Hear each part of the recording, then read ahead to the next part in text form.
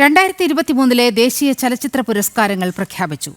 ഷാരൂഖ് ഖാനും വിക്രാന്ത് മാസിയും മികച്ച നടന്മാർ, റാണി മുഖർജി മികച്ച നടി, ഉള്ളൊഴുക്ക് മികച്ച മലയാള ചിത്രം, സഹനടിയായി ഉർവശിയും സഹനടനായി വിജയരാഘവനും പുരസ്കാരത്തിളക്കം. കേരള സ്റ്റോറിയിലൂടെ മികച്ച സംവിധായകനായി സുദീപ് തോസൻ തെരഞ്ഞെടുക്കപ്പെട്ടു. വിനോദ് ചോപ്ര സംവിധാനം ചെയ്ത 12th ഫെയിൽ 2023 മികച്ച ചിത്രമായി തെരഞ്ഞെടുത്തു. കേരളത്തിലെ മതം മാറ്റ ഭീകരബന്ധങ്ങൾ ആസ്പദമാക്കിയുള്ള ദ കേരള സ്റ്റോറിയിലൂടെ സുദീപ് തോസൻ മികച്ച സംവിധായകനുള്ള പുരസ്കാരം സ്വന്തമാക്കി. മികച്ച ഛായാഗ്രഹണത്തിനുള്ള അവാർഡും കേരള സ്റ്റോറി നേടി. ഷാരൂഖ് ഖാനും വിക്രാന്ത് മാസിയും മികച്ച നടനുള്ള പുരസ്കാരം പങ്കിട്ടു.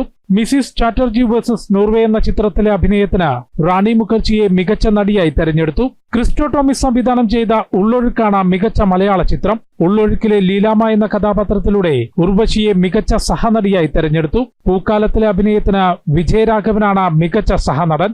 Best Malayalam film, Ullulukku, which means undercurrent. Best actress in a supporting role is also a shared award. The first one is for the Malayalam film Ullulukku, to the actress for her portrayal with subtle resilience, conveying grief, regret and inner strength with minimal gestures, anchoring the story's haunting emotional core and elevating its narrative impact. It goes to the actress Urvashi ji for portraying a nonagerian grappling with buried truths and rendering a performance of rare poignancy, imbued with quiet power, subtle humor and profound vulnerability. This supporting actor is Shri Vijayaraghavan.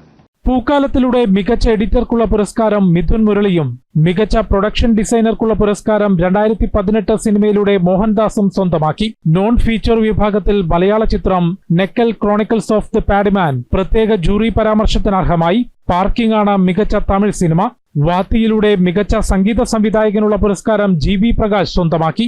Animal എന്ന ചിത്രത്തിന് പശ്ചാത്തല സംഗീതമൊരുക്കിയ ഹർഷ് വർദ്ധൻ, രാമേശ്വർ എന്നിവരും അവാർഡിന് അർഹരായി. ജനം, ഡൽഹി.